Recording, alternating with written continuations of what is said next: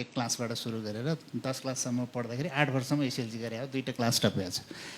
र अनि त्यसपछि मैले इमिडिएटली इन्डियामा स्कलरसिप पाएँ अस्कलबाट। त्यो बेला अब प्राइभेट कलेजहरू थिएन, कुनै पनि अब प्राइभेट कलेज त्यति थिएन।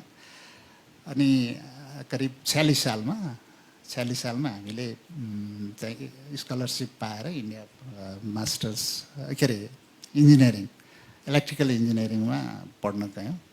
अनि त्यसपछि म 51 सालमा आएँ। 51 सालमा आइसकेपछि मैले आउँदै जब जोइन गरेँ विद्युत प्राधिकरणमा। विद्युत प्राधिकरणको इलेक्ट्रिकल इन्जिनियर 7 तहमा मैले जोइन गरेँ। र मैले यो ऊर्जा मन्त्रालय, त्यो बेला जलस्रोत मन्त्रालय थियो, हवाई विभागमा पनि निकालेको थिएँ। तीन ठाउँमा निकालेर मलाई सबभन्दा राम्रो अलि एक्जिक्युसन लेभलमा इम्प्लिमेन्टेसनमा ठिकै लागेको चाहिँ विद्युत प्राधिकरण आफ्नै सब्जेक्ट भनेर मैले प्राधिकरण अरू सबै राजीनामा दिएर म विद्युत प्राधिकरणमा बसेको हो। अनि मैले बिचमा चाहिँ म 10 तह भएपछि पनि मैले चाहिँ ऊर्जा मन्त्रालयमा चाहिँ फ्री कम्पिटिसन दिएको थिएँ। ओपनमा निस्किएर ओपन लिखितमा निस्किएर म इन्टरभ्यूमा चाहिँ निस्किएन। त्यसपछि त्यो निस्किएको भए म उतातिर कतै सचिव लेभल सचिवकोतिर चाहिँ हुनेतिर जान्थेँ होला।